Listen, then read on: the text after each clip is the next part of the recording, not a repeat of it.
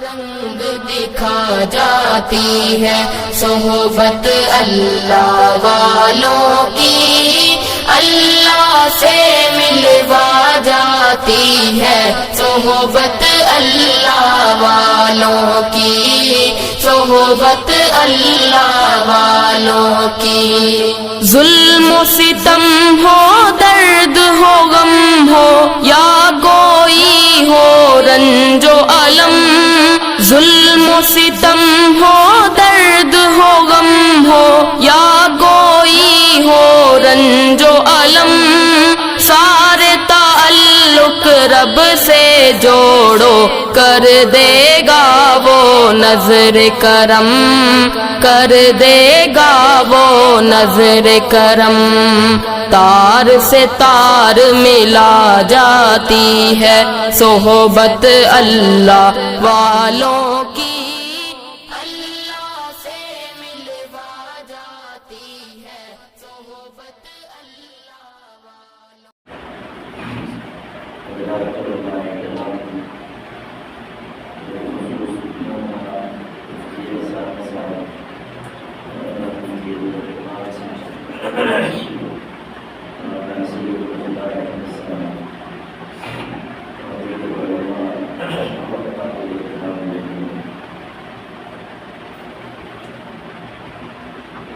اس وقت ضروری کام آپ رہنوں کو بتانے تقریر کا مقصد ہے تقریر جنگل کو سمجھانا، اور سننے والوں اور سننے والیوں کا یہ فرض ہے کہ لوگ باتوں کو سننے کے بعد ان پر عمل کی کوشش کریں، کاموں کی لذت کو لے لینا اور عمل کی مشقت کو چھوڑ دینا مسلمانوں کا طریقہ ہے۔ قرآن پاک میں اللہ تعالیٰ نے ایمان والے بندوں اور بندیوں کے بارے میں یہ بات فرمائی ہے، الذین یستمعون القول فیتبعون احسنہ، کہ اچھے مومن بندے بندیاں وہ ہیں جو باتوں کو خوب دھیان سے سنتے ہیں اور جو بہترین بات ہے اس پر عمل کرتے ہیں۔ اس لیے میری پیاری بہنوں، آپ سب پوری توجہ سے باتوں کو سنے گی، اور جو کرنے کے کام ہیں اس وقت ملک کے موجودہ حالات میں اور ہر دور میں ایک مومن بندی کی حیثیت سے اس پر عمل کی پوری کوشش کریں۔ سب سے پہلا کام جو اس وقت کرنے کا ہے وہ ہے دین و ایمان پر مضبوطی سے قائم رہنا۔ اللہ تعالیٰ نے ہم سے یہ مطالبہ کیا ہے کہ ہم ایمان پر زندہ رہیں اور ایمان کی طرف مضبوط ہو۔ لا تموتن الا وانتم مسلمون، تمہیں موت نہ آئے مگر اس حالت میں کہ تم مسلمان ہو۔ اس وقت کی کوششیں اس ملک میں اور پوری دنیا میں ہو رہی ہیں، ان کوششوں کا اصل مقصد یہی ہے کہ ہم سے ہمارا دین، ہمارا ایمان، توحید کی دولت، قرآن کی نعمت، اچھے اخلاق اور کردار کا جوہر چھین لیا جائے۔ جو کوششیں ہمارے خلاف کی جا رہی ہیں وہ اسی لیے کہ ہم ایمان چھوڑ کر کفر کے دائرے میں داخل ہو رہے ہیں، شرک کی نجاست پر بھی قبول کریں۔ اصل مسئلہ یہی ہے۔ ہمارے کرتے پیجامے سے، عورتوں کے برقعے سے، دین کی اور چیزوں سے جو چڑ دشمنان دین ہو ہے، جو ان کو تکلیف ہے، وہ اسی لیے ہے کہ یہ دین اور ایمان سے جڑی ہوئی چیزیں ہیں، ورنہ اصل نشانہ دین ہے اور ایمان ہے، توحید کی دولت ہے۔ اور ہمارے اس ملک میں برسوں سے یہ کوشش ہو رہی ہے کہ ہمارے دلوں میں شرک کی نجاست داخل کی جا سکے، اور اب خاص طریقے پر پہلوں کو نشانہ بنایا گیا، عورتوں کو نشانہ بنایا گیا، اور ان پر محنت کی جا رہی ہے کہ یا تو وہ عملی طور پر مرتد ہو جائے، یعنی ایمان کو چھوڑ کر دوسری تہذیب، دوسرے مذہب، دوسرے دھرم کو اپنا لیں، اور یا تو فکری طور پر مرتد ہو جائے، یعنی ان کو ذہنی اعتبار سے اسلام سے دور کر دیا جائے۔ یہ دونوں کوششیں ہو رہی ہیں اور کسی نہ کسی درجے میں یہ کامیاب ہو رہی ہے۔ یہی اصل تشویش اور فکر کی بات ہے کہ ہماری بچیوں کو بہت تیز رفتاری سے ابتداء کے راستے پر لے جایا جا رہا ہے، اور اتنی ہماری بچیاں اپنا دین، اپنا ایمان، اپنی معاشرت، اپنی تہذیب، اپنے ماں باپ، اپنا گھر بار، اپنا وطن چھوڑ کر دوسروں کے ساتھ جا رہی ہیں، اور ان کے کلچر کو، ان کی ثقافت کو، ان کی تہذیب کو، ان کے مذہب کو، ان کے خیالات و نظریات کو اپنا رہی ہیں، اور اپنا راستہ ایمان والوں کے راستے سے الگ کر رہی ہیں۔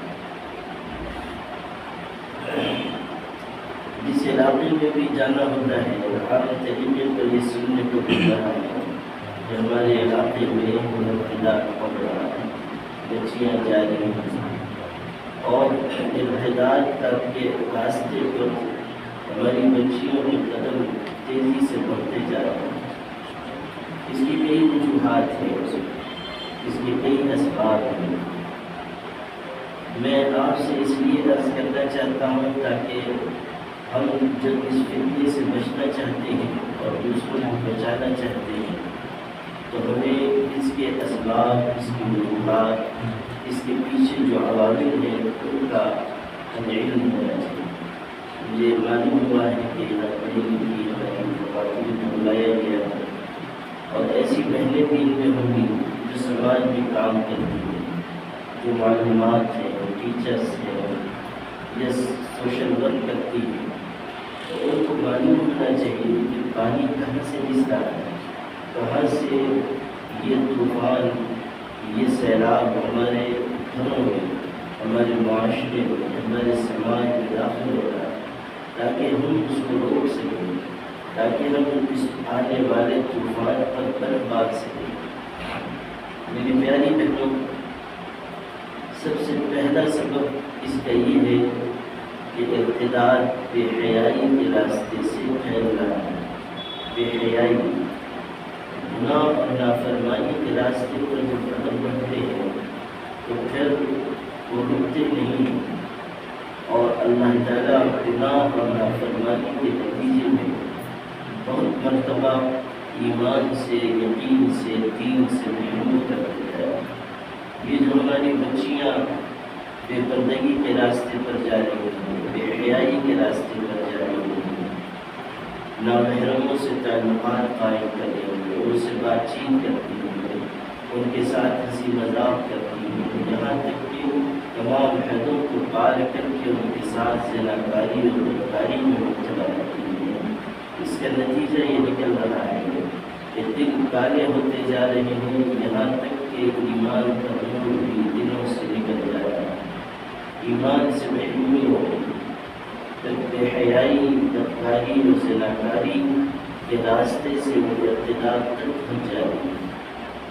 اور یہ بہت سوچے سمجھے منصوبے کے تحت ہو رہا ہے۔ جو لوگ محبت کے جال میں پھنسا رہے ہیں، عشق کا حوالہ دے کر پھنسا رہے ہیں، جو لوگ اپنی ہمدردی، محبت، اپنا تعلق ظاہر کر رہے ہیں، ان کے پیش نظر صرف ایک مقصد ہے، اور وہ یہ کہ کسی طرح مسلمان لڑکیوں کو خراب کیا جائے، ان کو استعمال کر کے پھینک دیا جائے۔ درجنوں سینکڑوں ایسی دردناک وارداتیں ہم لوگوں کے علم میں آ چکی ہیں کہ جو بچی اپنا دین، ایمان، گھر بار، اپنا وطن اپنے ماں باپ سب چھوڑ کر چلی گئی۔ سال 2 سال کے بعد اس کو اسی طرح گھر سے نکال کر پھینک دیا گیا جس طرح دودھ میں سے مکھی کو نکال کر پھینک دیا جاتا ہے۔ اس کو کوئی مستقبل نہیں، اس کے لیے کوئی سہارا نہیں۔ آپ غور کیجیے کہ جو لڑکی ساری کشتیاں جلا کر جا چکی ہو، اب جب اس کو سامنے والا شخص جس نے محبت کے جال میں پھنسایا تھا اس کو اس طرح اٹھا کر پھینک دے گا تو اس کا کیسا برا حشر ہوگا۔ ہمارے سماج اور معاشرے سے اس کا نکلنا اور پھر دوسرے سماج میں اس کی ایسی بری حالت ہو جانا کہ نہ وہ واپس آ سکے، نہ وہاں رہ سکے، نہ اس کے لیے کوئی گھر ہو، نہ اس کے لیے کوئی سہارا ہو۔ یہ بہت ہی دردناک صورتحال ہے جو پیش آ رہی ہے، اور صرف اس لیے پیش آ رہی ہے کہ جھوٹے محبت کے دعووں پر یقین کیا جا رہا ہے، اور ہماری بچیاں اسلامی شریعت کے حدود سے نکل کر بے حیائی اور نافرمانی کے اس راستے پر جا رہی ہیں جس کی وجہ سے ان کے ذہن، ان کی فکر، ان کے دل دماغ سب پر کفر کی الغار ہو رہی ہے اور وہ شرک کی نجاست میں مبتلا ہو جا رہی ہے۔ اس کے لیے ضروری ہے کہ ہم اپنی بچیوں میں حیا پیدا کریں، شرم پیدا کریں، عفت و طہارت پیدا کریں، انہیں بتائیں کہ انہیں کس طرح جینا ہے، انہیں بتائیں کہ شریعت نے ان کو جو عزت کی چہار دیواری دی ہے، جو حیا کی چادر دی ہے، وہی ان کے لیے حفاظت کی ضامن ہے، وہی ان کے لیے روشن مستقبل کا ذریعہ ہے۔ جو بچیاں، جو بہنیں آج بے حیائی کے راستے پر نکلیں گی، کل ان کے لیے آخرت میں ناکامی ہی ناکامی ہے۔ دنیا میں بھی ان کے لیے بے عزتی، ذلت اور رسوائی کا عذاب ہے۔ ان الذین یحبون ان تشیع الفاحشة فی الذین آمنوا لهم عذاب غلیظ فی الدنیا والآخرہ۔ آپ قرآن میں پڑھیں، بتایا جا رہا ہے کہ جو یہ چاہتے ہیں کہ مسلمانوں میں بے حیائی اور بدکاری پھیل جائے، ان کے لیے دنیا اور آخرت دونوں میں عذاب ہے۔ اور ہم اپنی بچیوں کو، اپنی بیٹیوں کو، اپنی بہنوں کو، اپنے سماج کی خواتین کو شرم و حیا، عفت اور طہارت اور پاک دامنی سکھائیں، صحابیات کے واقعات سنائیں، ان کے اسوہ حسنہ پر عمل کی ترغیب دیں۔ آپ دیکھیں کہ صحابیات نے کس طرح اپنے آپ کو شرم، حیا اور عفت و طہارت کے ساتھ رکھا، کس طرح انہوں نے پاک دامنی والی زندگی گزاری۔ صحابیات کے واقعات میں ہے کہ ایک صحابیہ کے نوجوان بیٹے اللہ تعالیٰ کے راستے میں شہید کر دیے گئے، اور ان کو خبر ملی کہ بیٹا شہید ہو گیا ہے۔ اب آپ غور کیجیے کہ یہ کیسا نازک وقت ہے، ایک ماں کے لیے کیسے غم کا، کیسے رنج کا، کیسے صدمے کا موقع ہے، کس قدر ان کا دل دکھا ہوگا، کس قدر ان کو صدمہ ہوگا۔ وہ اپنے گھر سے نکلی اور میدان جنگ کی طرف بڑھی، مگر اس حالت میں کہ پورا پردہ کیے ہوئے ہیں، حجاب اوڑھے ہوئے ہیں، اس حالت میں نہیں کہ اپنے ہاتھ کا ہوش نہ ہو، پردے کا اہتمام نہ ہو۔ غور کر لیجیے کہ ایسے نازک وقت میں پردے کا اہتمام کر کے چلی، میدان جنگ میں پہنچی، نبی کریم صلی اللہ علیہ وسلم سے پوچھا، اللہ کے رسول کیا واقعی میرے بیٹے شہید کر دیے گئے؟ حضور نے فرمایا ہاں، تمہارا بیٹا اللہ کے راستے میں قبول کر لیا گیا، شہادت ہو گئی۔ اس خاتون نے اس نازک موقع پر نہ اپنے غم کا اظہار کیا، نہ رو رہی ہے، بہت ہی ایمانی حمیت کے ساتھ، دینی غیرت کے ساتھ، بہت ہی صبر اور برداشت کے ساتھ اپنے بیٹے کی شہادت کی خبر سن رہی ہے۔ اس وقت بعض صحابہ کو حیرت ہوئی کہ اتنا نازک وقت ہے، یہ ماں ہے، جوان بیٹا شہید ہوا ہے، اس کے باوجود یہ پورے پردے میں ہے، پورے حجاب میں ہے، اپنے آپ کو سنبھالے ہوئے ہیں۔ کسی نے کہہ دیا کہ ایسے نازک وقت میں بھی آپ کو پردے کا اتنا اہتمام ہے، اس خاتون نے کتنا خوبصورت جواب دیا. میری پیاری بہنوں، یہ جواب ہر بہن کو اپنے دل میں سجانا چاہیے. اس نے کہا کہ ان عرضہ ابنی فلن عرضہ حیائی، کہ کیا ہوا کہ میں نے اپنا بیٹا کھویا ہے، میں نے اپنی شرم اور حیا نہیں کھوئی. میرا بیٹا ہاتھ سے چلا گیا، میرا بیٹا اللہ کے راستے میں شہید ہوا ہے، لیکن میں نے اپنی شرم، اپنی حیا، اپنی عزت اور طہارت کا سودا نہیں کیا ہے. آپ غور کیجیے کہ یہ خاتون کے پردے کا عالم ہے، یہ اس سماج کی خاتون کا عالم ہے کہ جس سماج میں بہت ہی بے حیائی عام تھی، بہت زیادہ جاہلیت اور جہالت تھی. لیکن جب نبی کریم صلی اللہ علیہ وسلم کے دست مبارک پر ایمان لا کر ایمانی تعلیمات سے صحابیات آراستہ ہوئی تو گویا کہ ان کی زندگی بدل گئی. پیر کے ناخن سے لے کر پیشانی کے بال تک ایک ایک چیز تبدیل ہو گئی. آپ غور کیجیے کہ جاہلیت کے دور میں غلط راہوں پر چلنے والی اور بے حیائی کے نئے طریقے اختیار کرنے والی عورتوں کے سامنے جب ایمان کی تعلیمات آئی، جب اسلام کی روش آئی تو کیسا انقلاب ان کے اندر برپا ہوا. اس زمانے میں بھی کفر کی الغار تھی، اس زمانے میں بھی شرک کی الغار تھی، اس زمانے میں بھی ماحول خراب تھا، اس زمانے میں بھی ہر طرف جاہلیت کے ڈیرے تھے، اس زمانے میں بھی جہالت عام تھی، گناہ عام تھے. لیکن غور کیجیے کہ مسلمان خواتین نے، صحابیات نے کیسا زبردست انقلاب برپا کیا. انہوں نے اس پورے ماحول کے خلاف عدم جہاد بلند کیا. انہوں نے سخت ترین ماحول کے باوجود عفت اور طہارت اور پاک دامنی کی عجیب و غریب مثالیں قائم کی اور دنیا کو بتا دیا کہ ہم مومن عورتیں ہیں، ہم ایمان والی عورتیں ہیں، ہم ماحول سے متاثر نہیں ہوں گی، ہم زمانے کی بے حیائی کے آگے سپر نہیں ڈالیں گی، ہم دنیا کے طور طریقوں کو نہیں اپنائیں گی. ہمارے لیے جو طریقہ اللہ نے مقرر کیا، پیغمبر نے مقرر کیا، قرآن نے مقرر کیا، ہم تو اسی راستے پر چلنے والی ہیں. آج بھی آپ بہنوں کو اسی طرح ماحول کا مقابلہ کرنا ہوگا.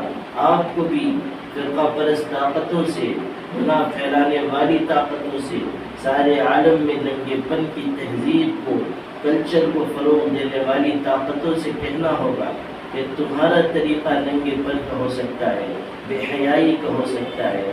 تم دنیا کے مفادات کی خاطر، ہوس کے خاطر عورتوں کو غلط راستے پر لے جا سکتے ہو. تم اپنی گندی ذہنیت کی وجہ سے گندے کاموں کے فروغ اور تشہیر میں لگ سکتے ہو.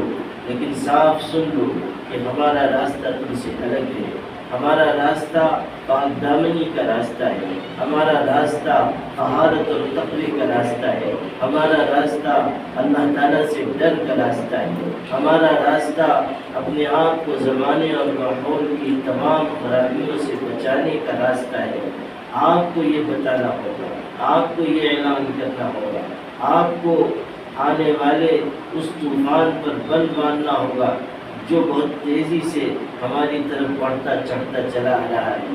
میری پیاری بہنوں، اس وقت پردے کا اہتمام، عفت و طہارت اور پاک دامنی کا اہتمام سب سے زیادہ ضروری ہے، اور اسی سے ارتداد کی اس لہر پر بھی روک لگے گی جو لہر ہماری طرف بڑھتی ہوئی چلی آ رہی ہے. دوسری بات یہ کہ ہمارے سماج اور معاشرے میں بہت سے رسومات ہیں، بہت سے رواج ہیں، بہت ساری نکاح کے سلسلے میں مشکلات ہیں جس کی وجہ سے یہ نقصان ہو رہا ہے. ارتداد کی ایک وجہ یہ بھی ہے، ارتداد کا ایک سبب یہ بھی ہے. ایک علاقے میں میرا جانا ہوا، وہاں بہت سے غریب مسلمان بھی آباد تھے جو گڑ پٹریوں میں بسے ہوئے. وہاں کے لوگوں نے مجھ کو بہت ہی دردناک بات بتائی، وہ آپ سے میں عرض کرنا چاہتا ہوں. انہوں نے یہ بتایا کہ ہمارے ہاں یہ جو غریب مسلمانوں کی بہت بڑی آبادی ہے، ان میں سے بہت سے ایسے ماں باپ ہیں جو خود اپنی بیٹیوں کو یہ مشورہ دیتے ہیں کہ تم فلاں کے ساتھ بھاگ کر چلی جاؤ، اس لیے کہ تمہاری شادی کا ہمارے پاس انتظام نہیں ہے، تو ہمارے پاس تمہارے نکاح کے اخراجات کا بوجھ برداشت کرنے کی طاقت نہیں ہے۔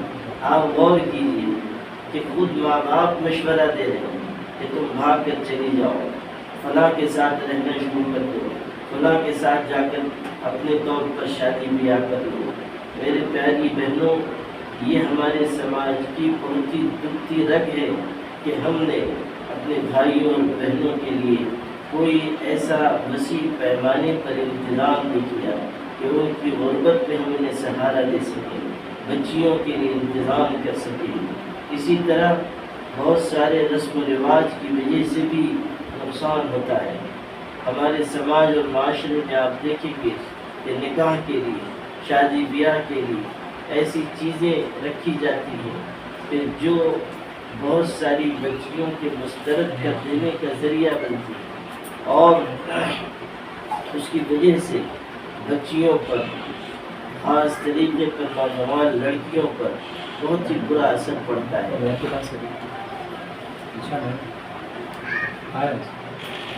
آپ کو ایک قصہ اس سلسلے میں، ایک واقعہ آپ کو سناتا ہوں۔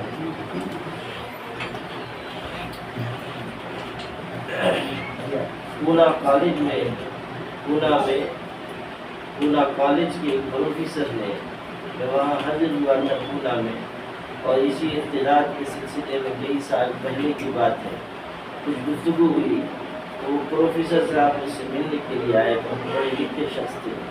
انہوں نے آ کر مجھ سے تنہائی میں یہ ذکر کیا کہ آپ جو کچھ کوشش کر رہے ہیں بہت اچھی کوشش ہے، لیکن میں آپ کو ایک واقعہ سنانا چاہتا ہوں۔ ہمارے یہاں اس کالج میں ایک مسلمان بچی پڑھ رہی تھی، علم کے لحاظ سے، سمجھداری کے لحاظ سے بڑی اچھی تھی، بہت محنتی، اور شرم و حیا کے لحاظ سے بھی بہت مثالی بچی تھی۔ پورے تعلیمی زمانے میں کبھی اس کے بارے میں کوئی بری بات، کوئی عیب کی بات سننے کو نہیں ملی، پڑھنے لکھنے میں بھی بہت نمایاں تھی۔ لیکن جب وہ یہاں سے فارغ ہو کر ڈگری لے کر گئی، اس کے کئی مہینوں کے بعد اس کو یہ پتہ چلا کہ اس نے ایک غیر مسلم کے ساتھ شادی کر دی، ایک کافر کے ساتھ اس نے شادی کر دی۔ اس کو بہت دکھ ہوا۔ میں نے اس کو فون کر کے پوچھا کہ تم نے یہ کیسا غلط کام کر دیا، تم سے یہ توقع اور امید نہیں تھی، تم تو بہت سمجھدار، بہت پڑھی لکھی، بہت اچھے اخلاق اور اچھے کردار کی لڑکی تھی۔ تو اس نے جو بات سنائی وہ انہوں نے مجھ سے نقل کی۔ انہوں نے کہا پروفیسر صاحب، آپ خود یہ کہہ رہے ہیں کہ میں پڑھی لکھی ہوں، میں ذہین ہوں، میرے اخلاق اچھے ہیں، میرا کریکٹر اچھا ہے، میرا کردار بہترین ہے، اور آپ گواہ ہیں کہ برسوں تک کالج میں تعلیم پانے کے باوجود میں نے اچھی اور صاف ستھری زندگی گزاری ہے، مجھ میں ہنر بھی ہے، مجھ میں صلاحیت اور لیاقت بھی ہے، مگر ہوا یہ کہ جب میں پڑھ کر فارغ ہو گئی اور رشتے آنے شروع ہوئے، ایک گھر سے رشتہ آئے، دیکھ کر چلے گئے، مجھ کو مسترد کر دیا، صرف اس لیے کہ تعلیم، مہارت، ہنر، لیاقت اور صلاحیت اچھے کردار کے باوجود شکل و صورت میں بھی اتنی اچھی نہیں ہے، تو اس وجہ سے مجھ کو مسترد کر دیا۔ پھر دوسرے گھر کے لوگ آئے، پھر تیسرے گھر کے لوگ آئے، کھا پی کر چائے ناشتہ کر کے جا رہے ہیں، اور جانے کے بعد مجھ کو مسترد کر دیتے ہیں۔ ہوتے ہوتے 22 گھرانوں کے لوگ آئے اور مجھ کو مسترد کر کے چلے گئے۔ جب میرا سماج مجھ کو اپنے اندر پناہ دینے کے لیے تیار نہیں ہے تو مجھ کو دوسرے سماج میں پناہ ڈھونڈنی پڑی، مجھ کو دوسری جگہ دیکھنا پڑا۔ آپ غور کیجیے کہ یہ ہمارے سماج کی صورتحال ہے کہ ہماری بچیوں کو صرف اس وجہ سے کہ ان کے اندر شکل و صورت کی کچھ کمی ہے، اس طرح مسترد کیا جا رہا ہے، جس کا نتیجہ یہی نکلنا ہے کہ ہمارے سماج اور معاشرے میں ارتداد پھیلے گا اور بڑھے گا۔ تو بہت سارے اس کے اسباب ہیں، رسم و رواج بھی اس کا سبب ہے، غربت بھی اس کا سبب ہے، بے حیائی بھی اس کا سبب ہے، اور بھی اسباب ہیں، لیکن ان کو بھی بیان کرنے کا موقع نہیں ہے۔ یہ چند باتیں میں نے اس لیے عرض کی ہیں تاکہ اس ارتداد کے معاملے کو روکنے کے لیے ہم انہی اسباب کو سامنے رکھ کر کوئی نظام بنائیں۔ آپ کی ذمہ داری ہے کہ آپ خود اللہ سے ڈرنے والی بنیں، اور آپ اپنے سماج اور معاشرے میں تمام مسلمان بچیوں کو، خواتین کو اللہ تعالیٰ سے ڈرنے کی تلقین کریں، ان کے اندر سے احساس کمتری نکالیں، آپ ان کے اندر ایمان اور یقین کی عظمت بٹھائیں، آپ ان کے اندر حیا اور شرم اور عفت و طہارت پیدا کرنے کی کوشش کریں۔ جگہ جگہ اجتماعات ہو، بہنوں کا آپس میں مذاکرہ ہو، اللہ تعالیٰ کے نیک بندوں سے تعلق قائم کر کے اللہ کا ذکر سیکھنے کا مزاج بنے، علم آئے۔ نفع بخش علم کے ذریعے بھی ہم بہت سارے فتنوں کا مقابلہ کر سکتے ہیں۔ اسی طرح نکاح کو آسان بنایا جائے، کم خرچ والا نکاح ہماری پسند ہو، جہیز کے لین دین پر روک لگے، جو رسم و رواج ہیں، جو خرافات ہیں، ان کو نکاح کے نظام سے مکمل طریقے سے دور کیا جائے۔ مسلمان گھرانوں میں لڑکوں کا بھی ذہن بنایا جائے کہ وہ نکاح کردار کی بنیاد پر کریں، صرف شکل و صورت دیکھ کر نہیں، صرف خوبصورتی دیکھ کر نہیں، اچھے اخلاق کو معیار بنائیں، دینداری کو معیار بنائیں، اچھے طور طریقے کو معیار بنائیں۔ نبی کریم صلی اللہ علیہ وسلم نے اسی کی تعلیم دی ہے، فاصبر بذات الدین تربت یداک۔ دیکھو، دینداری کی بنیاد پر نکاح کرنا، کامیاب ہو جاؤ گی۔ دینداری کی بنیاد پر جو نکاح ہوگا، اللہ تعالیٰ اس میں خیر و برکت عطا کرے گا۔ اسی کے ساتھ ساتھ ایک اور ارتداد پھیل رہا ہے، اور وہ ہے فکری ارتداد، یعنی ذہن کے اعتبار سے اسلام سے اور شریعت اسلامی سے دور کرنا۔ خاص طریقے پر پڑھی لکھی بہنوں کے ساتھ یہ معاملہ ہے کہ جو پروپیگنڈا ملک میں کیا جا رہا ہے، الیکٹرانک میڈیا کے ذریعے، پرنٹ میڈیا کے ذریعے، کہیں نہ کہیں کچھ بہنیں اس سے متاثر ہو جا رہی ہیں۔ کبھی یہ بات چلائی جا رہی ہے کہ اور اسلام میں عورتوں کو آزادی نہیں دی گئی ہے، کبھی یہ بات کہی جاتی ہے کہ اسلام میں عورتوں پر ظلم ہو رہا ہے، مردوں کو طلاق کا حق ہے، عورتوں کو طلاق کا حق نہیں ہے۔ کبھی یہ کہا جاتا ہے کہ عورتوں کو آدھا حصہ وراثت میں دیا جاتا ہے، مرد کو پورا حصہ دیا جاتا ہے۔ کبھی یہ کہا جاتا ہے کہ طلاق کے ذریعے عورتوں پر، مسلمان عورتوں پر ظلم کیا جا رہا ہے، بلکہ پورے نظام طلاق کو وحشیانہ اور ظالمانہ قانون کہا جاتا ہے، اور اس کو بہت زور و شور کے ساتھ پھیلایا جا رہا ہے۔ اور کچھ پڑھی لکھی مسلمان عورتیں اپنی کم علمی کی وجہ سے، اپنی نادانی کی وجہ سے، اپنے ذہن کی کمزوری کی وجہ سے متاثر بھی ہونے لگتی ہیں۔ اس فتنے کا مقابلہ کرنا بھی ضروری ہے۔ میری پیاری بہنوں، اللہ تعالیٰ نے جو شریعت ہمیں عطا کی ہے، وہ شریعت نہایت پاکیزہ ہے۔ اللہ نے جو دین دیا ہے، اس دین میں کہیں کوئی کمی نہیں ہے۔ آج اگر یہ بات کہی جا رہی ہے یونیفارم سول کوڈ کو لانے کے تعلق سے کہ ہم یونیفارم سول کوڈ اس لیے لا رہے ہیں تاکہ مسلمان عورتوں کو انصاف دلایا جائے، ان پر ہونے والے ظلم کو ختم کیا جائے، تو آپ بہنوں کی ذمہ داری ہے کہ آپ پوری طاقت سے کہیں کہ تمہارے باپ دادا، تمہاری نسلیں اور تمہاری پشتیں ہمیں وہ حقوق نہیں دے سکتی ہیں جو اللہ نے ہمیں عطا کیے ہیں، جو عزت اللہ نے ہمیں دی ہے، جو حفاظت اللہ نے ہمیں دی ہے، جو اللہ کے دین نے ہمیں رتبہ دیا ہے، وہ دنیا میں کوئی ہمیں نہیں دے سکتا۔ خود غور کر لیجئے کہ اللہ تعالیٰ نے کیسا پاکیزہ دین عطا کیا ہے، جس میں ہر حیثیت میں آپ کے لیے عظمت ہی عظمت ہے۔ اگر آپ بیوی ہیں تو آپ کا شوہر پر حق ہے، اگر آپ ماں بن جاتی ہیں تو جنت آپ کے قدموں کے نیچے ہے، اگر آپ بہن ہیں تو بھائی کے لیے قوت بازو ہے، اگر آپ بیٹی ہیں تو اپنے باپ کی آنکھوں کا نور اور اس کے دل کا سرور ہے۔ آپ کی پرورش پر آپ کے والد کے لیے جنت کا وعدہ ہے۔ آپ غور کیجئے کہ ہر حیثیت میں اللہ نے آپ کو رتبہ دیا، مقام دیا۔ اللہ تعالیٰ نے طلاق کا جو نظام رکھا ہے وہ کوئی ظلم نہیں ہے، والعیاذ باللہ، بلکہ وہ ربا نہ ہونے کی شکل میں باعزت طریقے سے زندگی کے راستے الگ کر لینے کا ایک نظام ہے۔ جو آپ کا حصہ وراثت میں آدھا رکھا گیا وہ صرف اس وجہ سے کہ آپ کے اوپر کوئی ذمہ داری ہی نہیں ہے۔ جتنی ذمہ داریاں ہیں، خرچ کی جتنی ذمہ داریاں ہیں وہ سب مردوں پر ہیں۔ آپ خود غور کر لیں کہ جب تک آپ ماں باپ کے گھر ہیں آپ کا خرچ باپ کے ذمہ ہے۔ جب آپ کا نکاح ہو گیا تو اب آپ کے اخراجات آپ کے شوہر پر ہیں۔ اللہ تعالیٰ نے آپ کے لیے کوئی ذمہ داری رکھی ہی نہیں، اللہ تعالیٰ نے کوئی مالی بوجھ آپ پر ڈالا ہی نہیں، یہاں تک کہ خود آپ کا خرچ، آپ کا نان نفقہ، آپ کی ذمہ داری بھی آپ پر نہیں ہے، بلکہ یا آپ کے والد پر ہے یا پھر آپ کے شوہر پر ہے۔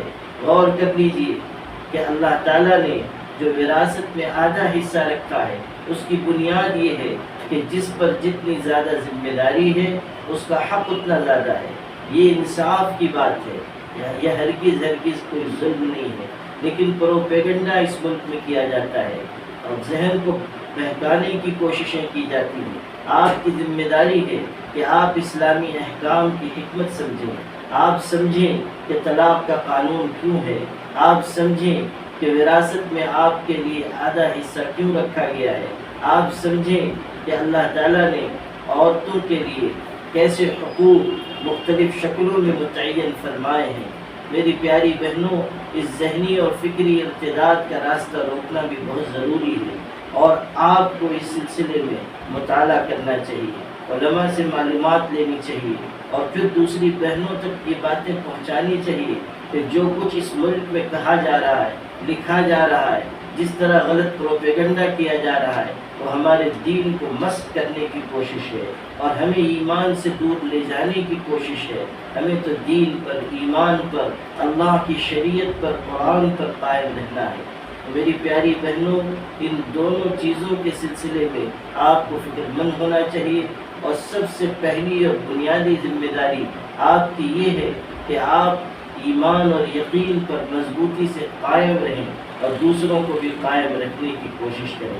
اس سے اگلا مرحلہ یہ ہے کہ آپ اپنے گھروں میں وہ اسلامی نظام قائم کریں جو اللہ تعالیٰ کی پسند ہے۔ ہمارے گھروں میں اللہ تعالیٰ معاف کرے، ہمارے گھروں میں جو اسلامی شریعت کے احکامات تھے وہ توڑے جا رہے ہیں، اخلاق ہمارے اچھے نہیں، کردار ہمارا اچھا نہیں، گھروں میں ایک دوسرے سے سلوک اچھا نہیں، شوہر بیوی کے ساتھ اچھا سلوک نہیں کر پا رہا ہے، بیوی اپنے شوہر کا خیال نہیں رکھ پا رہی ہے، اولاد ہو رہی ہے اس کی اچھی تربیت کا اہتمام نہیں ہو پا رہا ہے۔ ہمارے گھروں میں جو اسلامی معاشرت کا نظام ہونا چاہیے وہ خراب ہو رہا ہے، وہ ہمارے ہاتھوں سے نکلا جا رہا ہے۔ معاشرت کہتے ہیں اچھی طرح رہنا سہنا، گھروں میں اسلامی معاشرت قائم کریں، یعنی شوہر اور بیوی کے تعلقات اچھے ہوں، ماں باپ اور اولاد کے بیچ اچھے رشتے ہوں، گھر میں جو اور رشتہ دار ہیں ان کے ساتھ ہمارا سلوک بہترین ہو۔ یہ جو گھروں میں آپس کے جھگڑے ہیں، خاص طریقے پر عورتوں کے درمیان یہ جو غیبتیں ہیں، چغلیاں ہیں، ایک دوسرے کی حق تلفی ہے، ایک دوسرے کے خلاف سازشیں ہیں، اللہ کے لیے اپنے آپ کو ان سے بچائیں۔ یہ اسلامی معاشرت کی بالکل ضد ہے، یہ اسلامی معاشرت کی مخالفت ہے۔ اگر ہم اچھی معاشرت نہیں سیکھیں گے تو ہمارے خاندان، ہمارے گھرانے محفوظ نہیں رہ سکیں گے۔ میری پیاری بہنوں، ایک بیوی ہونے کی حیثیت سے آپ پر کیا ذمہ داری ہے، شوہر سے کس طرح سلوک کرنا ہے، کس طرح اپنے شوہر کا ساتھ دینا ہے، کس طرح ان کی مدد کرنا ہے، کس طرح اپنے شوہر کی خدمت کرنا ہے، کس طرح اپنے شوہر کے کام آنا ہے، یہ آپ کو سیکھنا چاہیے۔ نبی کریم صلی اللہ علیہ وسلم نے یہ بتایا کہ جو عورت اپنے شوہر کی خدمت میں کمی کرتی ہے، شوہر کسی عذر شرعی کی وجہ سے اس سے ناراض ہے، ایسی بیوی کی نماز بھی اللہ قبول نہیں فرماتا ہے۔ آپ غور کیجیے کہ یہ کیسی سنگین بات ہے اور کیسی سخت بات ہے۔ ایک حدیث میں شوہر کے حقوق بتاتے ہوئے نبی کریم صلی اللہ علیہ وسلم نے فرمایا کہ اگر کسی شوہر کے جسم پر آبلے پڑ جائے، پھوڑے ہو جائے اور کوئی بیوی اپنے شوہر کو راحت پہنچانے کے لیے ان آبلوں کو، ان پھوڑوں کو اپنی زبان سے چاٹ کر اپنے شوہر کو راحت پہنچانے کی کوشش کرے، یعنی خدمت میں انتہا درجے کو پہنچ جائے، تب بھی وہ اپنے شوہر کا حق ادا کرنے والی نہیں ہے۔ آپ سوچئے کہ یہ کیسی تعلیم دی جا رہی ہے، یہ کیسا سبق ہمیں سکھایا جا رہا ہے، یہ کیسا درس نصیحت دیا جا رہا ہے، اس پر ہمیں عمل کرنا چاہیے۔ بیویوں کو چاہیے کہ وہ گھر میں اپنے شوہروں کی خدمت کا، ان سے وفاداری کا، ان سے محبت کا اونچا معیار قائم کریں، اور اپنے شوہر کی خدمت کو اپنے لیے باعث دخول جنت سمجھیں، یعنی خدمت کر کے ہی جنت میں جا سکتی ہے۔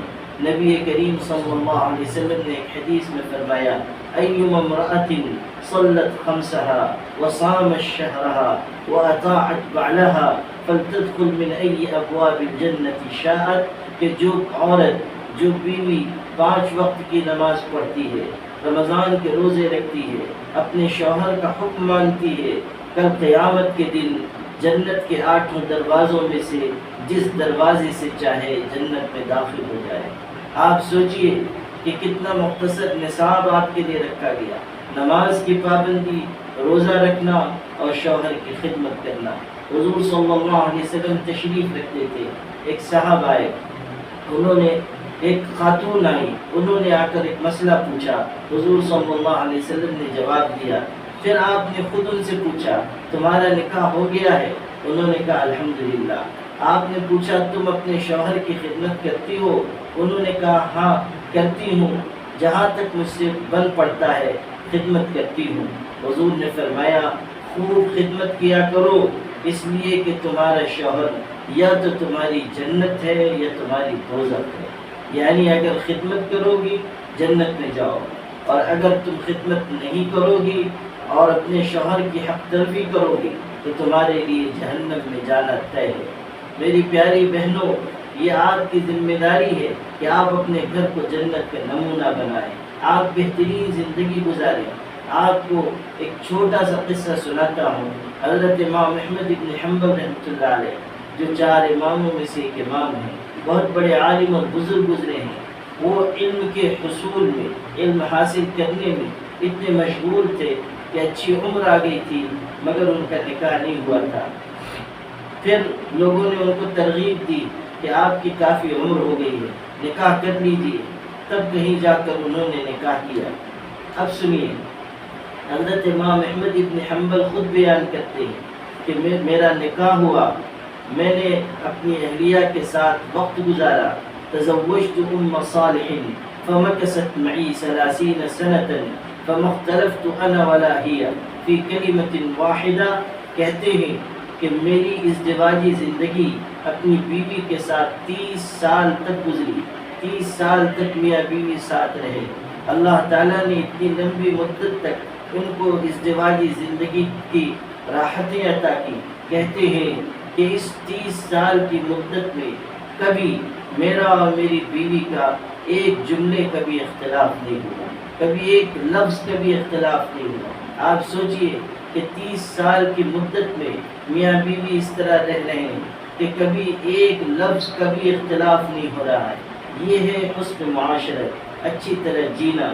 کیسی وہ بیوی ہوں گی اپنے شوہر کی خدمت کرنے والی، وفا کرنے والی، اپنے شوہر کے کاموں میں ہاتھ بٹانے والی، اور شوہر کتنے بردبار ہوں گے، کس قدر اللہ سے ڈرنے والے ہوں گے، کس قدر اپنی بیوی کا خیال رکھنے والے ہوں گے کہ 30 سال کی مدت میں کبھی ایک لفظ بھی اختلاف کی نوبت نہیں آئی۔ یہ چیز سیکھنے کی ہے کہ گھر میں کیسی زندگی گزاری جائے، اولاد کی کس طرح تربیت کی جائے۔ بہت کمی ہو رہی ہے اس وقت اولاد کی تربیت کے سلسلے میں، اور اس کا بہت بڑا نقصان ہو رہا ہے۔ حالانکہ اگر ایک ماں طے کر لے کہ مجھے اپنی اولاد کو نیک بنانا ہے، پرہیزگار بنانا ہے، صحیح راستے پر اس کو ڈالنا ہے، تو ایک ماں تنہا اپنی اولاد کو نیک اور پرہیزگار بنا سکتی ہے۔ میں آپ کو ایک قصہ سناتا ہوں۔ عبد الرحمن فروخ نام کے ایک شخص مدینہ منورہ میں رہتے تھے، ان کا نکاح ہوا، اور نکاح کے بعد کچھ مدت تک میاں بیوی ساتھ رہے۔ عبد الرحمن فروخ کو اللہ تعالیٰ کے راستے میں جا کر جہاد کا بہت شوق تھا۔ کچھ مہینے جب گزر گئے شادی کے بعد تو انہوں نے اپنی بیوی سے اجازت لی کہ اگر تمہاری اجازت ہو تو میں اللہ کے راستے میں جہاد کے لیے جانا چاہتا ہوں۔ بیوی بھی بہت نیک تھی، پرہیزگار تھی۔ انہوں نے کہا جائیے آپ اللہ کے راستے میں جہاد کیجیے۔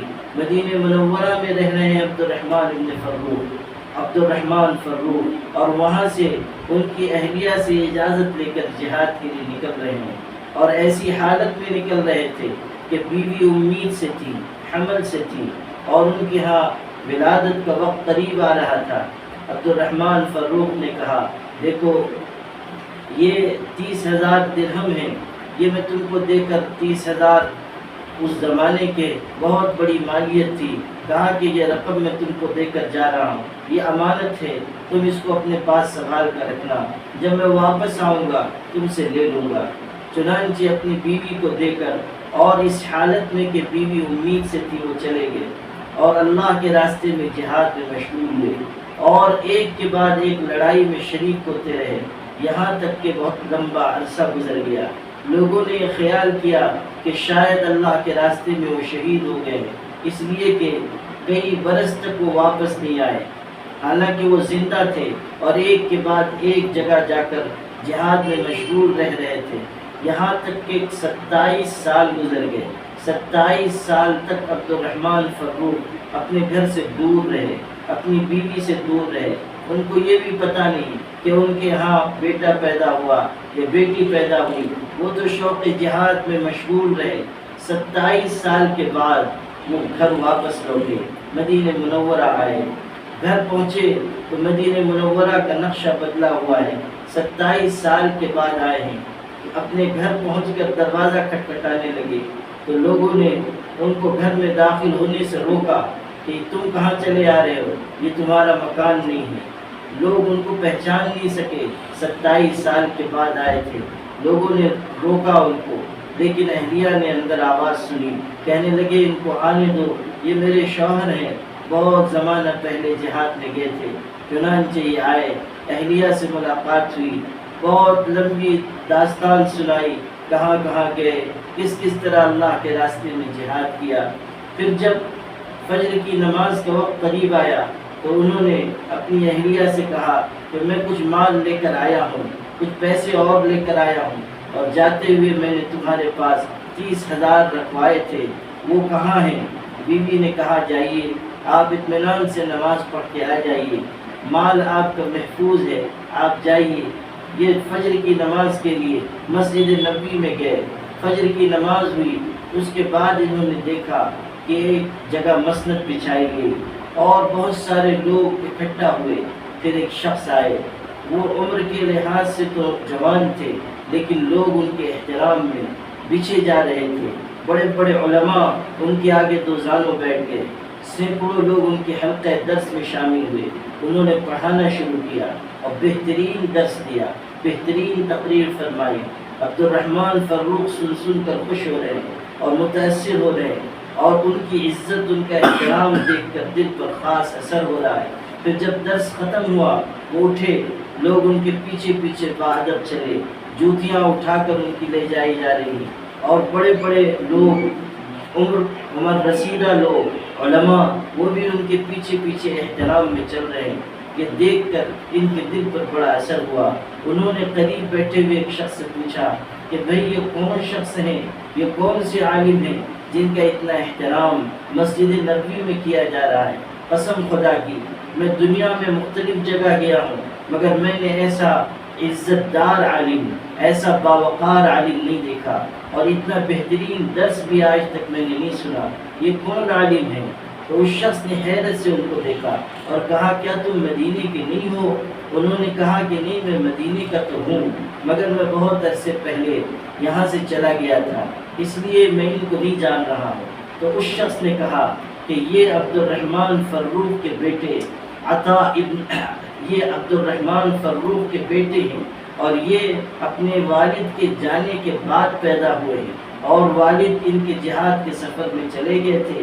ان کی والدہ نے ان کی پرورش کی ہے، ان کی والدہ نے ان کو پالا پوسا ہے اور ان کو بڑا کیا ہے، اور ان کے ایسے اچھے اخلاق ہیں اور ان کا علم ایسا ہے کہ بڑے بڑے علماء ان کے آگے درس لیتے ہیں، ان سے سبق پڑھتے ہیں۔ یہاں تک کہ آپ تاریخ کی کتابوں میں پڑھیں گی کہ یہ ایسے شخص تھے کہ امام مالک رحمۃ اللہ علیہ نے ان سے سبق لیا، امام مالک نے ان سے درس لیا۔ عبد الرحمن فروغ یہ سن کر کہ جس شخص نے درس دیا، جس عالم کی شان دیکھ کر میں اتنا متاثر ہوا، وہ کوئی اور نہیں میرا بیٹا ہے۔ ان کی آنکھوں سے آنسو جاری ہو گئے، رونے لگے۔ وہاں سے روتے ہوئے گھر واپس تشریف لائے تو اہلیہ نے روتا ہوا دیکھ کر پوچھا کہ آپ کیوں رو رہے ہیں؟ آپ تو یہاں سے ہنستے مسکراتے گئے تھے، کیا صدمہ پیش آ گیا؟ تو انہوں نے روتے ہوئے کہا، اللہ کی بندی، میں نے مسجد میں اپنے بیٹے کی جو شان دیکھی، ان کا جو مقام دیکھا، ان کا جو درس سنا، لوگوں کو ان کے آگے احترام کی وجہ سے جو جھکتا ہوا دیکھا، اس نے میرے دل پر بہت اثر کیا ہے۔ اللہ نے میرے بیٹے کو یہ شان عطا کی، اللہ نے اس کو امامت کے مقام پر فائز کر دیا، اللہ نے حضور کے شہر میں میرے بیٹے کو یہ عزت عطا کی، ان کی مسجد میں یہ عزت عطا کی، اسی وجہ سے مجھ کو رونا آ رہا ہے۔ جب یہ بات ان کی اہلیہ نے سنی تو کہنے لگی کہ اچھا آپ یہ بتائیے کہ آپ کو وہ 30,000 درہم زیادہ پسند ہے یا اپنے بیٹے کی یہ شان زیادہ پسند ہے، ان کا یہ مقام زیادہ پسند ہے؟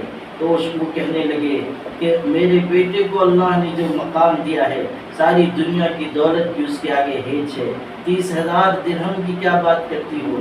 تو اس خاتون نے، کیسی بہترین ماں تھی، کیسی زبردست ماں تھی، کہنے لگی کہ سنیے، آپ جو مال دے کر گئے تھے، میں نے اپنے بیٹے کی تربیت پر اس کو خرچ کر دیا، میں نے اپنے بچے کی تربیت میں لگا دیا۔ آپ تو نہیں تھے، لیکن میں نے اپنے بیٹے کی تربیت میں، اس کی تعلیم دلانے میں نے خوب کوشش کی، اور اللہ نے اس کی یہ برکت ظاہر کی کہ آج یہ امام ہے اور ہمارا بیٹا جوان ہے، مگر بڑے بڑے علماء اس کے آگے جھکتے ہیں، اور یہ امام ربیعۃ الرائے کہلاتے ہیں۔ مدینہ منورہ میں، پورے مدینے میں سب سے بڑے عالم کہے جاتے ہیں، اور جب ان کا حلقہ درس لگتا ہے تو بڑی بڑی عمر کے لوگ دوزانوں ان کے آگے بیٹھتے ہیں۔ امام ربیعۃ الرائے ہیں۔ آپ سوچئے کہ ایک ماں نے اپنے شوہر کی غیر موجودگی میں اپنے بیٹے کی کیسی تربیت کی، کیسی اونچی شان تک ان کو پہنچایا، کیسا اونچا مقام دلایا۔ غور کر لیجئے کہ ایک ماں جب طے کر لیتی ہے تو وہ کس طرح اپنے بچے کی تربیت کرتی ہے، کس طرح محنت کرتی ہے، کیسی بہترین تعلیم و تربیت سے آشنا کرتی ہے۔ یہی چیز سیکھنے کی ہے کہ آپ گھروں میں ایسی معاشرت قائم کریں کہ ہمارے بچے بہترین بچے بنے، اخلاق ان کے اندر آئے، کردار ان کے اندر آئے، ان کے اندر اللہ کا خوف آئے، ان کے اندر تقوی کا جوہر پیدا ہو۔ میری پیاری بہنوں، اس وقت غنیمت جان کر، اس وقت کو غنیمت جان کر یہ چند باتیں میں نے عرض کی ہیں۔ آپ سب ان باتوں کو یہاں سے ایک پیغام کے طور پر لے جائیں۔ اس وقت ملت اسلامیہ بہت نازک دور سے گزر رہی ہے، بہت محنت کی ضرورت ہے۔ ساری معلمات سے میں کہوں گا، ٹیچرز سے کہوں گا، جو ہماری پڑھی لکھی بہنیں ہیں ان سے کہوں گا کہ آپ اس وقت فکر مندی اپنے اندر پیدا کریں، درد پیدا کریں۔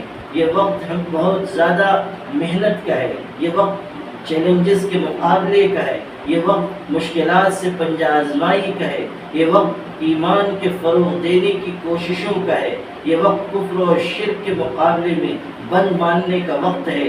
ہمیں اپنے سماج اور معاشرے کو سدھارنے کے لیے پوری طاقت خرچ کر دینی چاہیے، اپنا پورا علم لگانا چاہیے، اپنی پوری صلاحیت لگانی چاہیے۔ یہ مت خیال کیجیے کہ آپ عورتیں ہیں، آپ کیا کر سکتی ہیں، آپ بہت کچھ کر سکتی ہیں، آپ کو اللہ نے بہت نعمتوں سے نوازا ہے، آپ کے اندر ایسی صلاحیت رکھی ہے کہ اگر آپ طے کر لیں تو آپ بہترین نسل دے سکتی ہیں، آپ اپنے سماج کو برائیوں سے پاک کر سکتی ہیں، آپ اپنے معاشرے کو صحیح سمت عطا کر سکتی ہیں۔ اللہ نے آپ کو علم کا جوہر دیا ہے، تعلیم کی دولت دی ہے، اس کو استعمال کیجیے، اپنا وقت صحیح کاموں میں لگائیے، موبائل میں طرح طرح کی کتابیں ایسی جو مخرب اخلاق ہوں ان کے پڑھنے میں وقت نہ لگائیے. اپنے آپ کو فتنوں سے، گناہوں سے، نافرمانیوں سے دور رکھیے اور ایک سوچے سمجھے منصوبے کے تحت آپ اپنے سماج اور معاشرے کو پاکیزہ بنانے کی محنت میں لگیں.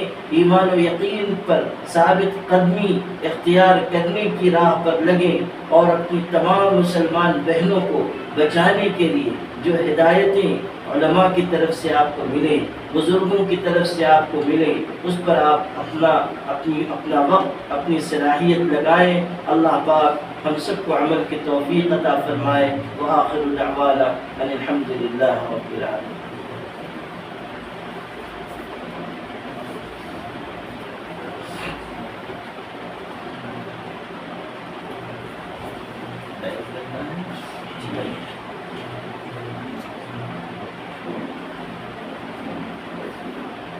کئی جو عورتیں بیٹھ لینا چاہتی ہیں وہ دو زانوں تک بیٹھیں، ہو سکے تو قبلہ بیٹھ جائیں اور جو الفاظ میں کہوں میرے کہنے کے بعد ان الفاظ کو دہرائیں.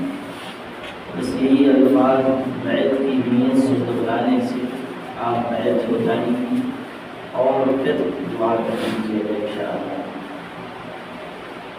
جو عورتیں بیت ہونا چاہتی ہیں دو زانوں قبلہ ہو کر بیٹھیں اور جو الفاظ میں کہوں میرے کہنے کے بعد ان الفاظ کو دہرائیں. بسم اللہ الرحمن الرحیم. لا الہ الا اللہ محمد رسول اللہ. ایمان لائے ہم اللہ پر، اس کے رسولوں پر، اس کی کتابوں پر، قیامت کے دن پر، ہر اس چیز پر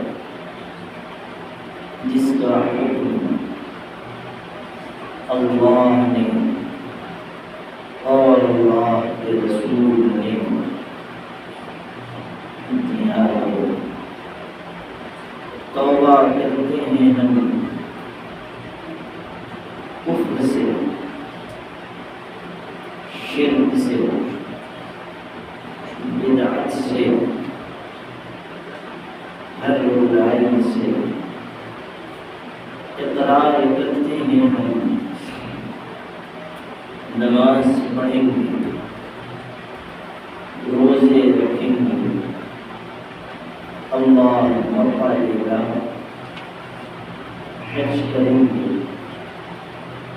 اللہ مال دے گا زکوٰۃ دیں گے، جھوٹ نہ بولیں گے، چوری نہ کریں گے، کسی کا حق نہ مانیں گے. توبہ کی ہم نے سب گناہوں سے مرید ہوئے. ہم حضرت مولانا محمد ولی رحمانی رحمت اللہ علیہ کے بعد خاندان قادریہ، خاندان نقشبندیہ، خاندان چیشتیہ، خاندان سہروردیہ. اے اللہ ان خاندانوں کی برکت سے ہماری توبہ قبول فرما، ہمیں سیدھے راستے پر چلا، ہمارا خاتمہ ایمان پر فرما. بس الحمدللہ بیعت ہو گئی. جو بہنیں بیعت ہوئی ہیں ان کو میں ذکر سکھا رہا ہوں، دھیان سے سنیں. پانچوں فرض نماز کے بعد آپ کو 4 چیزیں پڑھنی ہیں. پہلی چیز تسبیح فاطمہ 1 دفعہ، یعنی 33 دفعہ سبحان اللہ 33 مرتبہ الحمدللہ، 34 مرتبہ اللہ اکبر۔ دوسری چیز استغفار 10 دفعہ، استغفر اللہ من کل ذنب واتوب الیہ۔ تیسری چیز درود شریف 10 دفعہ۔ درود شریف ابھی لکھا ہوا ہے شجرے میں دل میں انشاءاللہ، اس درود شریف کو یاد کریں، اسے پڑھا کریں۔ چوتھی چیز آیت الکرسی 1 مرتبہ، بسم اللہ کے ساتھ 1 مرتبہ آیت الکرسی۔ یہ 4 چیزیں ہر نماز کے بعد پڑھنی ہوتی ہیں۔ اس کے علاوہ روزانہ آدھا پارہ قرآن مجید کی تلاوت کریں اور چلتے پھرتے درود شریف کی کثرت کریں۔ شجرہ میں ابھی بھیج رہا ہوں، بیعت ہوئی ہیں عورتیں، بس وہی شجرہ ہے، سب کے لیے نہیں ہے، جو بیعت ہوئی ہیں صرف وہ یہ ہے۔ اس شجرے میں بزرگوں کے نام ہیں۔ جمعہ کے دن مغرب کی نماز کے بعد شجرہ یا تو 1 دفعہ پڑھنے یا کسی سے پڑھوا کر سننے، اور چاروں کو 3 مرتبہ پڑھ کر یہ رہیں کہ اللہ اس کا ثواب میرے پیر و مرشد کو اور میرے سلسلے کے اور بزرگوں کو جن کا نام شجرے میں ہے عطا فرمائے۔ اس طرح یہ سارے ثواب کریں اور پھر دعا کریں۔ یہ عمل ہفتے میں 1 دفعہ کرنا ہے، جمعہ کے دن مغرب کی نماز کے بعد۔ بس اتنے ہی عمل کریں، انشاءاللہ اس میں آپ کو برکت حاصل ہوگی، اور روزانہ قرآن پاک کی تلاوت کا پورا اہتمام کریں۔ جب دعا ہو جائے گی تو شجرہ آپ لوگوں کو دے دیا جائے گا۔ جو عورتیں بیعت ہوئی ہیں شجرہ بس وہی ہوگی۔ اللهم لك الحمد كما ينبغي لجلال وجهك وعظيم سلطانك، اللهم صل على سيدنا محمد وعلى بعدد كل معبود لك۔ اے اللہ اپنے فضل و کرم سے تو ہم سب کے گناہوں کو معاف فرما، خطا اور بندشوں سے درگزر فرما۔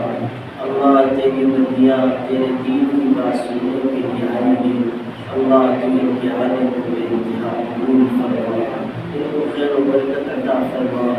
اللہ اس مدرسہ جامعۃ المحسنات کو ترقیات سے مالا مال فرما، یہاں پڑھانے والی معلمات کو، پڑھنے والی معلومات کو بڑی عظیم عطا فرما۔ اللہ یہاں پڑھنے والی بچیوں کو روشن مستقبل عطا فرما، ہر قسم کے شر سے، آفات سے، بلیات سے حفاظت فرما۔ اے کریم اے رحیم، ان کے مشکل حالات میں اہل ایمان کی حفاظت فرما۔ اللہ مسلمانوں کو عزت عطا فرما، قوت عطا فرما، حفاظت نصیب فرما۔ اللہ اپنے کرم سے، اپنے رحمت سے تو دونوں جہانوں میں ہمیں کامیابی عطا فرما۔ اللہ ہمیں گناہوں پر شرمندگی عطا فرما، طاعت اور عبادت کی طرف رغبت عطا فرما، ہر برائی سے بچنا آسان فرما، ہر خیر کے کام پر چلنا آسان فرما۔ اللہ تیرے محتاج بندے بندیاں ہیں، فقیر بندے بندیاں ہیں، اللہ تیرے در پر بہت امید لے کر حاضر ہیں۔ اللہ اعتراف کرتے ہیں کہ گنہگار ہیں، خطا کار ہیں، قصوروار ہیں، مگر اللہ جیسے بھی ہیں تیری رحمت کے امیدوار ہیں، تیرے عفو و کرم کے طلبگار ہیں۔ اللہ تم ہم سب کی مدد فرما، اللہ تم ہم سب کی مدد فرما، ہمارے گناہوں کو معاف فرما، خطاؤں سے درگزر فرما، ہمارے دلوں کو روشنی اور اجالا عطا فرما۔ اللہ اپنے کرم سے تو خلوص کی دولت عطا فرما، الہیت عطا فرما۔ اللہ علم و عمل کی راہ پر چلنا نصیب فرما۔ اے کریم اے رحیم اے ارحم الراحمین، ہمارے گھروں میں خوشحالی عطا فرما، برکت عطا فرما، ہمارے گھر کے تمام مسائل کو دور فرما۔ اللہ ہمیں حسن معاشرت عطا فرما، بہترین اخلاق، بہترین کردار عطا فرما، بہترین دن، بہترین راتیں عطا فرما۔ اللہ تو ہم سے راضی ہو جا، اللہ تو ہم سے راضی ہو جا، اللہ تو ہم سے راضی ہو جا، اللہ تو ہم سے راضی ہو جا۔ اللہ اس ملک میں جہاں جہاں اہل ایمان کو ستایا جا رہا ہے، اللہ تو ان کی مدد فرما، اللہ تو ان کی نصرت فرما، اللہ مظلوموں کی حمایت فرما، اللہ ظالموں کو ایک ہدایت عطا فرما، اور اگر ظالموں کے مقدر میں ہدایت نہ ہو تو چن چن کر ان کو ہلاک فرما۔ اللہ گزشتہ زندگی میں جو خطائیں ہو گئی معاف فرما، آئندہ کے لیے طاعت و عبادت کا موقع عطا فرما۔ اللہ ذکر کرنے والی زبان عطا فرما، شکر کرنے والا دل عطا فرما۔ اللہ تیری طاعت میں تھکنے والا بدن عطا فرما۔ اللہ خدمت دین متین کے لیے ہمیں قبول فرما۔ اللہ کبر و فخر سے حفاظت فرما، اللہ حسد اور لعنت سے حفاظت فرما، اللہ بغض اور دشمنی سے حفاظت فرما۔ اللہ ہمیں صاف ستھرا دل عطا فرما، اللہ ہمیں صاف ستھرا دل